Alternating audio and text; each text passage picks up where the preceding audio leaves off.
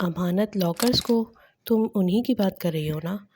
ہم left luggage lockers کو luggage امانت بولتے ہیں نا؟ اوہ لیفٹ لگیج لاکرز، اس نے بے اختیار ماتھے کو چھوا۔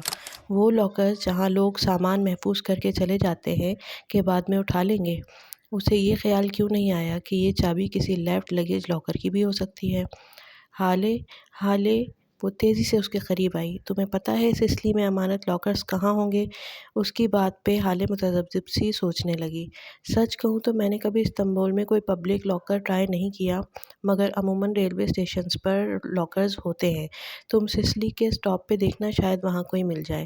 ٹاکسم کے نیچے 2 پورے میٹرو اسٹاپ، یہ وہ جگہ تھی جہاں کوئی امانت لاکر تھا۔ اس نے ذہن میں اس پہیلی کو ڈی کوڈ کیا۔ سسلی کے میٹرو اسٹاپ پر معمول کی گہما گہمی تھی۔ وہ پرس کندھے پہ لٹکائے بہت پر اعتماد طریقے سے چلتی ٹکٹ کاؤنٹر تک آ گئی۔ السلام علیکم، مجھے کچھ سامان ڈمپ کرنا ہے، لگیج امانت کس طرف ہے؟ اس نے سرسری سے انداز میں لاکرز کا پوچھا، اس لیے کہ وہ مشتبہ نہ لگے۔ اس نے یہ نہ بتانا ہی بہتر سمجھا کہ کسی نے اس کے لیے امانت رکھوائی ہے۔ میڈم، یہاں اسٹاپ میں تو کوئی لاکر نہیں ہے۔ کیا مطلب یہاں کوئی لاکر نہیں ہے؟ اس نے اچنبھے سے ارد گرد نگاہ دوڑائی۔ جب سے میں یہاں کام کر رہا ہوں تب سے تو اس اسٹاپ پہ کوئی لاکر نہیں ہے۔ شاید پہلے ہوتے ہوں۔ آپ کو پتہ ہے 9/11 کے بعد یورپ کے بہت سے ریلوے اسٹیشن سے لاکرز ختم کر دیے گئے تھے، معمر ترک کلرک نے تفصیلاً بتایا۔ اچھا، اس کا دل مایوسی میں ڈوب گیا۔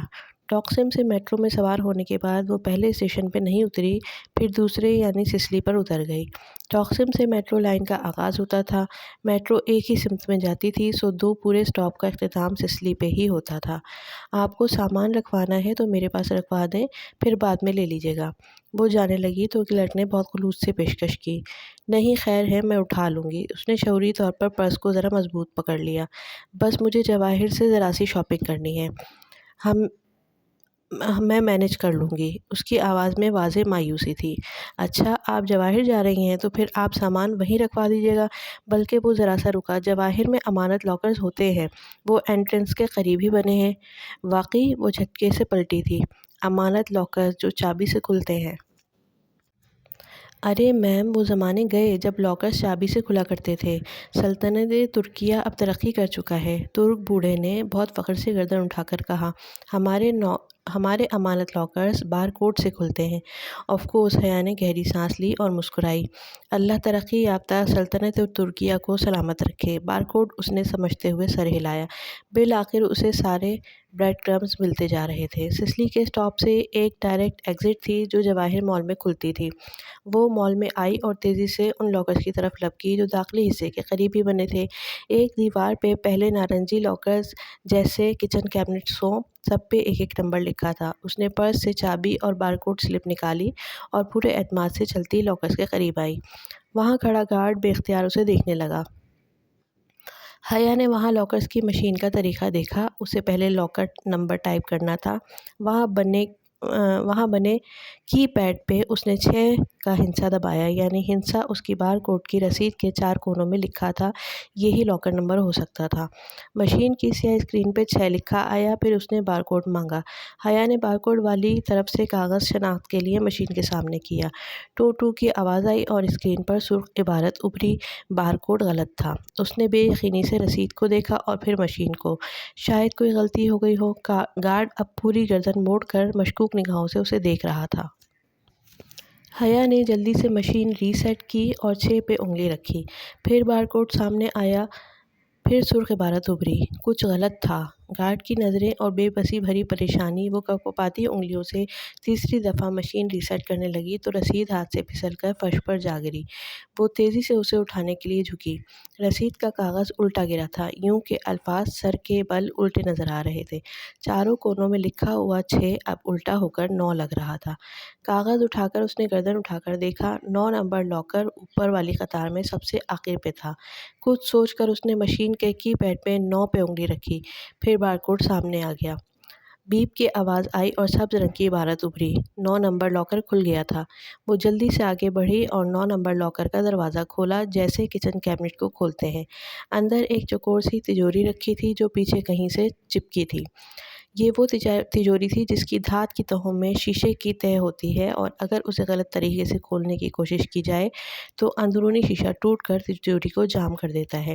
اس نے تجوری کے کی ہول میں وہ چابی ڈال کر گھمائی، تجوری کھل گئی۔ حیا نے جلدی سے اسے کھولا۔ اندر ایک چھوٹی سی سیاہ مخملی ڈبی رکھی تھی، جیسے انگوٹھی کی ڈبی ہوتی ہے۔ اس نے وہ ڈبی مٹھی میں دبائی اور احتیاط سے اپنے کھلے بیگ کے اندر گرا دیا کہ پیچھے کھڑا گارڈ نہ دیکھ سکے۔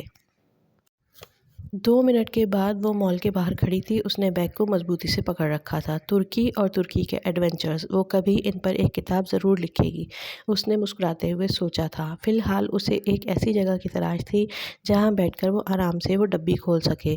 دفعتاً اس کا موبائل بجا۔ آپ کا سرپرائز برگر کنگ کی پینٹری میں آپ کا انتظار کر رہا ہے۔ ARP 2 سطور کا وہ مختصر سا پیغام اس کو سن کر گیا۔ کہیں عبدالرحمن جیحان کے پاس تو نہیں چلا گیا؟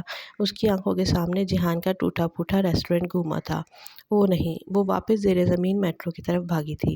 برگر کنگ میں معمول کا شور اور رش تھا۔ وہ قریباً دوڑتی ہوئی کچن میں آئی تھی۔ جیحان کہاں ہے؟ اس کے حواس باختہ انداز پہ وہاں شیف لڑکے نے ہاتھ روک کر اسے دیکھا۔ وہ پینٹری میں ہے، مگر ٹھہریں، آپ ادھر نہ جائیں۔ وہ پینٹری کی طرف بڑھی تو وہ لڑکا اس کے سامنے آ گیا۔ مگر میم پلیز، اس کا کوئی مہمان آیا ہوا ہے، وہ اندر ہے، اس نے کہا ہے کسی کو اندر نہ آنے دوں، ورنہ میری نوکری چلی جائے گی۔ کچھ نہیں ہوگا، مجھے دیکھنے دو۔ پلیز، مجھے سیمسٹر کی فیس دینی ہے، آپ ادھر مت جائیں، وہ مجھے واقعی جان سے مار دے گا۔ اگر آپ کو اندر جانا ہی ہے تو آپ پچھلی گلی سے چلی جائیں، پچھلے دروازے کی گھنٹی بجا دیجیے گا۔ اور اس کی بات مکمل ہونے سے قبل ہی وہ باہر نکل چکی تھی۔ 10 منٹ بھی نہیں لگے تھے اسے پچھلی گلی سے پینٹری کے دروازے تک پہنچتے۔ اگر عبدالرحمن ادھر آیا تو وہ اسے جان سے مار دے گا، اس نے سوچ لیا تھا۔ پینٹری کا روشن دان کھلا تھا، وہ حیا کے چہرے کے برابر آتا تھا۔ اس سے اندر کا منظر اور آوازیں صاف سنائی دے رہی تھیں۔ وہ جو گھنٹی بجانے لگی تھی بے اختیار رک گئی۔ جیحان جینس کی جیبوں میں ہاتھ ڈالے حیا کی طرف پشت کیے کھڑا تھا۔ آواز نیچی رکھو، یہ تمہارا ادالار نہیں ہے جہاں میں تمہاری ساری بکواس چپ کر کے سنتا رہوں گا، یہ میری جگہ ہے۔ اس کے مخاطب نے استہزائیہ انداز میں سر جھٹکا۔ سرمئی برساتی آنکھوں پہ اینک اور وہ ناقابل فراموش چہرہ جس پہ چند روز قبل اس نے کافی الٹی تھی، وہ پاشا کا چہرہ کبھی نہیں بھول سکتی تھی۔ ہاں، تمہاری جگہ، مت بھولو کہ یہ جگہ بھی میں نے تمہیں دی تھی جب تمہیں بیوگدہ سے فرار ہو کر چھپنے کے لیے جگہ چاہیے تھی، مگر تم دنیا کے سب سے بڑے احسان فراموش ہو جیحان۔